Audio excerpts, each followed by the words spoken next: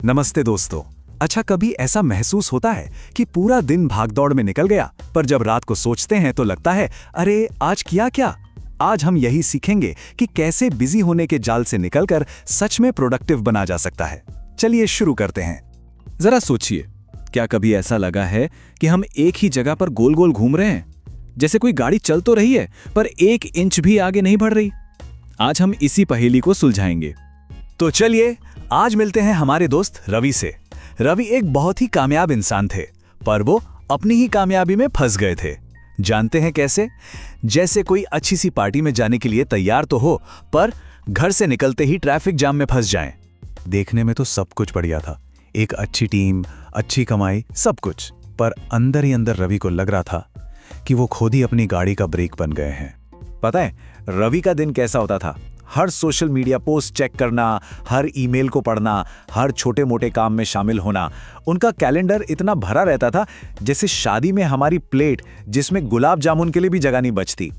मतलब उन्होंने एक बहुत अच्छी मशीन तो बना ली थी, पर फिर खुद को उसी मशीन से बांध भी लिया था, और यही उनकी सबसे बड़ी प्रॉब्लम थी। तो सवाल यह है कि रवि आखिर फंसे क्यों थे?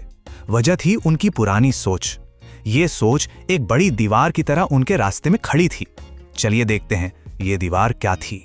रवि की सबसे बड़ी मुश्किल उनकी अपनी ही सोच थी।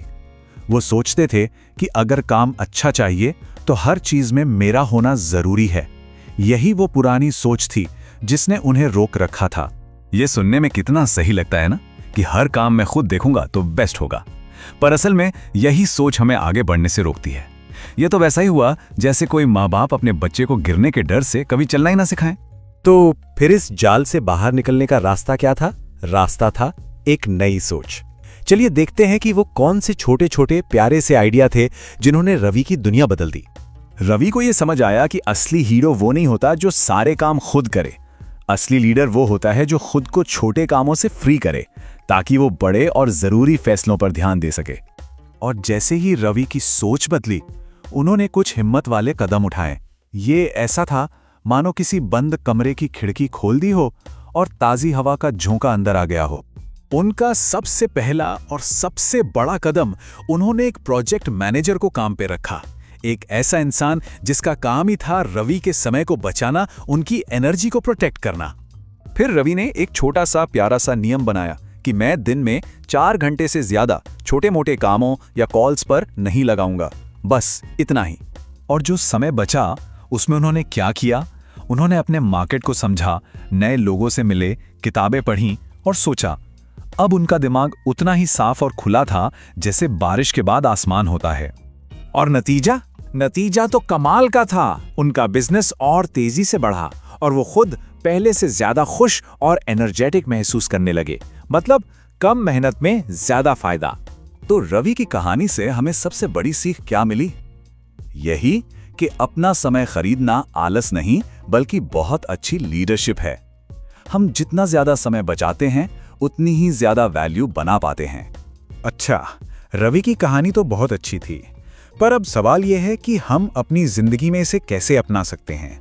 चलिए अब थोड़ा अपने बारे में सोचते हैं। एक पल रुककर खुद से पूछिए, क्या हम दिन भर सिर्फ भाग दौड़ कर रहे हैं या सच में कोई जरूरी काम कर रहे हैं? जरा सोचिए, हमारे दिन में ऐसे कौन से काम हैं जो हम किसी और को दे सकते हैं? कोई ऐसा जो उसे शायद 80% हमारी तरह ही अच्छा कर लेगा। और जरा कल्पना कीजिए, अगर हर हफ्ते हमें 10 घंटे एक्स्ट्रा मिल जाएं, तो उस खाली समय में हम क्या कुछ नया और कमाल का नहीं कर सकते? पहला कदम बहुत ही आसान है। एक कोऑर्डिनेटर या मैनेजर को काम पर रखना, चाहे पार्ट टाइम ही सही। उनका सिर्फ एक काम होगा, हमारी सबसे कीमती चीज यानी हमारे समय की रक्षा करना। तो याद रखिए दोस्तों, रोज थोड़ा थोड़ा सीखने से ही एक दिन बड़ी कामयाबी मिलती है। मुस्कुराते रहिए और सीखते रहिए।